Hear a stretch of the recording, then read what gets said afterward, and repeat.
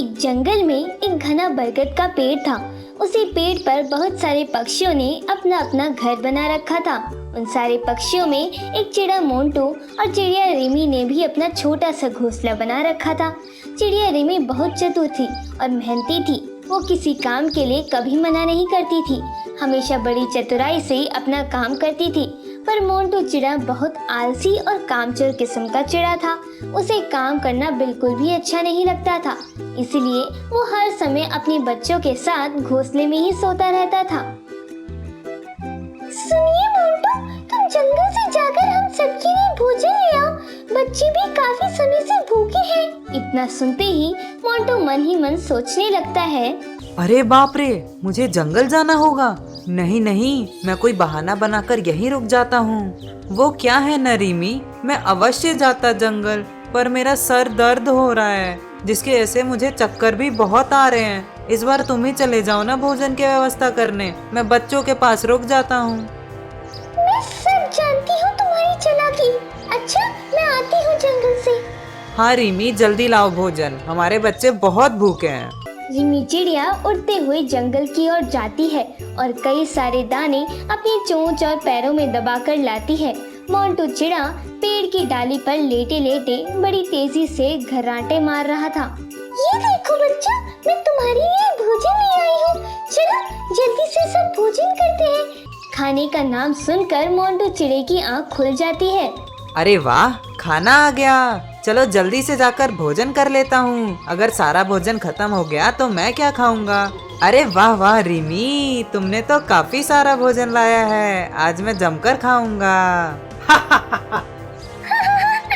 अच्छा, तुम तो अभी बाहर टांगे पसार कर उल्लू की तरह खर्राटे लिए जा रहे थे, खाने को देखते ही तुम जाग गए। वो क्या है न रिमी, तुम्हें तो पता है ना मेरे सर में कितना दर्द है। थोड़ा सा भोजन करूँगा तो सर दर्द भी दूर हो जाएगा। अच्छा ठीक है, तुम भी भोजन कर लो। मोंटू चिड़ा भोजन करने लगता है। वो इतनी तेजी से भोजन करता है कि अपने बच्चों के हिस्से का भी भोजन वो झट से खा लेता है। काम के समय तो तुम बीमार हो जाते हो और खाने के समय तुम्हें कोई तकलीफ नहीं होती। अच्छा चलो, अब हमें अपने घर की मरम्मत करनी है, इसलिए हम दोनों को जंगल जाकर मजबूत वाली लकड़ियाँ लेकर आना है। अरे रिमी, मेरे पैरों में दर्द हो रहा है, इसीलिए मैं कुछ समय के लिए यहीं विश्राम कर लेता हूँ। अच्छा, एक और बहाना। मुझे पहले से ही पता था कि तुम इस बार कुछ नया बहाना बनाओगे। अच्छा ठीक है, मैं ही जाती हूँ, तुम बच्चों का ध्यान रखना। ये कहकर रिमी चिड़िया जंगल की ओर लकड़ियाँ लाने चली जाती है। इधर आलसी मोंटू चिड़ा फिर से अपनी टांगे पसार कर सो जाता है। तभी एक काला कौवा वहाँ आता है और वो एक ऐलान करता है, सुनो जंगल के पक्षियों, तुम सबके लिए खास खबर है। खास खबर? वो भी हमारे लिए? कितने बरसों बाद कोई खास खबर सुनने का मौका मिला।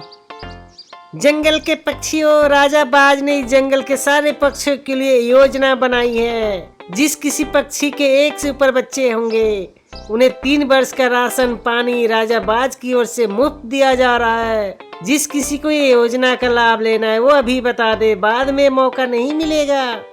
क्या? 3 वर्ष का राशन, वो भी मुफ्त में? इसका मतलब 3 वर्ष तक मुझे आराम ही आराम मिलेगा। अरे वाह वाह कौवे सरकार, क्या योजना सुनाई है तुमने। मेरे तो 2 बच्चे हैं, क्या मुझे भी 3 वर्ष का राशन मुफ्त में मिलेगा? अवश्य चिड़ा भाई, बस आपको आज रात यहाँ अपने बच्चों को लेकर खड़े रहना होगा। यही मालिक आपको 3 वर्ष का राशन दे जाएंगे। पर सरकार, आपके ये बाज मालिक इतना राशन बच्चों को दे क्यों रहे हैं? इस योजना से उनको क्या लाभ मिलेगा? दरअसल हमारे मालिक बाज राजा बड़े दयालु और दानवीर पक्षी हैं। उनका कहना है इस जंगल में कई सारे पक्षी हैं जो अपने बच्चों का पालन पोषण सही से नहीं कर पाते, जिसके चलते मासूम पक्षियों की मृत्यु हो जाती है। इसलिए हमारे मालिक ने ये योजना बनाई है। अरे वाह वाह, ऐसे दयालु पक्षी आज के समय में कहाँ होते हैं। तुम्हें आज रात यहाँ अपने बच्चों को लेकर खड़े रहना होगा। हमारे मालिक स्वयं आपके पास आकर राशन आपको दे जाएंगे। काला कौवा सारे पक्षियों को ये सूचना दे देता है। सारे पक्षी ये योजना के बारे में सुनकर बेहद खुश हो जाते हैं और वो रात को अपने अपने बच्चों को साथ लेकर आने के लिए राजी हो जाते हैं। तभी थोड़े समय बाद रिमी चिड़िया जंगल से आती है। तभी मोंटू चिड़ा रिमी चिड़िया को सारी बात विस्तार से बताता है। आज के समय में ऐसा दानवीर, मुझे तो इसमें उन पक्षियों की कोई साजिश लग रही है। जाकर पता लगाना होगा आखिर माजरा क्या है। रिमी चिड़िया उड़ते हुए इस बाज के इलाके में जाती है। वहाँ बाज और काला कौआ आपस में बातें कर रहे थे। कालू कौए, तुमने सारे पक्षियों को संदेश पहुंचा दिया ना? हाँ मालिक, पहुंचा दिया है। और सारे पक्षी आज रात अपने बच्चों को जमा करने के लिए मान गए हैं। तुमने किसी को बताया तो नहीं ना कि हम उन पक्षियों के बच्चों को जान से मारने वाले हैं? हम नहीं चाहते कि इस जंगल में और पक्षी बढ़े, इसलिए हमें सारे पक्षियों के बच्चों का खात्मा करना होगा। इतना सुनते ही रिमी चिड़िया मन ही मन सोचने लगती है, अरे ये तो हमारे मासूम बच्चों को मारने की साजिश रच रहे हैं। पर मैं किसी के पक्षियों के बच्चों को इस बाज के हाथों मरने नहीं दूंगी। मैं अभी जाकर सारे पक्षियों को आगाह कर देती हूँ। रिमी चिड़िया उड़ते हुए अपने घर की ओर जाती है। वहाँ जाने के बाद वो सारे पक्षियों को एक जगह जमा करके बाज और काले कौवे की सारी साजिश के बारे में बताती है। ये तो बहुत गंदी साजिश रची उस बाज ने, हमें उसे सबक सिखाना ही होगा। मेरे पास एक उपाय है, शाम को जब वो बाज आएगा तब हम उसे इस पिंजरे में कैद कर देंगे। यूं ही शाम हो जाती है। बाज काला कौवे के साथ वहाँ आता है। अरे राजा साहब, आप आ गए। आपकी दरिया दिली और दानगिरी के बारे में जानकर बड़ी खुशी हुई। आप जंगल के पक्षियों के बच्चों के बारे में इतना अच्छा विचार रखते हैं, ये जानकर बड़ी प्रसन्नता मिली हमें। सारे जंगल में आपके ही चर्चे हो रहे हैं। ये तो हमारा कार्य है, उनकी जरूरत का स्वयं ध्यान रखना ही हमारा कर्तव्य है। वैसे बच्चे कहाँ हैं? दिखाई नहीं दे रहे। राजा साहब, आपको सामने वो पिंजरा दिखाई दे रहा है। आप उस पिंजरे के अंदर जाइए। हम एक एक कर उस पिंजरे में बच्चों को आपके पास भेजेंगे। अरे इसके लिए पिंजरे में क्यों जाना? यही हम सबको राशन दे देंगे। राजा साहब, आप समझ नहीं रहे। अगर आप लोग यहाँ राशन देंगे तो सारे लोग एक साथ आपके पास आ जाएंगे और आपको सही से राशन देना भी नहीं सूझेगा। पिंजरे में एक एक बच्चा आएगा तो आप इत्मीनान से उन्हें राशन दे पाएंगे।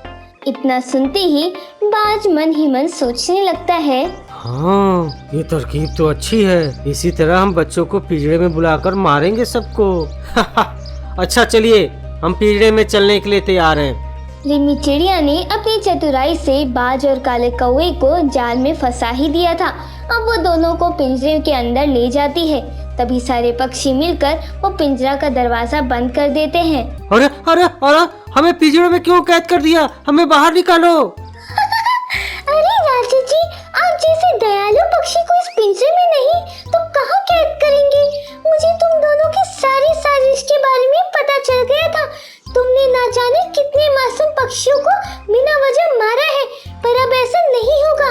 अब मैं तुम्हें किसी पक्षी की जान नहीं लेने दूंगी। अब तुम दोनों को यही रहना होगा। भूखे प्यासे बंद रहो इस पिंजरे में अब। अरे अब तो मर जाएंगे, यहाँ से हमें बाहर निकालो। यही तो मैं चाहती हूँ कि तुम जैसे राक्षस का इस संसार से खात्मा हो जाए। जंगल के सारे पक्षी रिमी चिड़िया की चतुराई और सूझबूझ से बहुत प्रसन्न हुए। रिमी चिड़िया की चतुराई से ही बाज और कौवे को हमेशा हमेशा के लिए कैद किया गया और जंगल के सारे मासूम पक्षी की जान बच गई।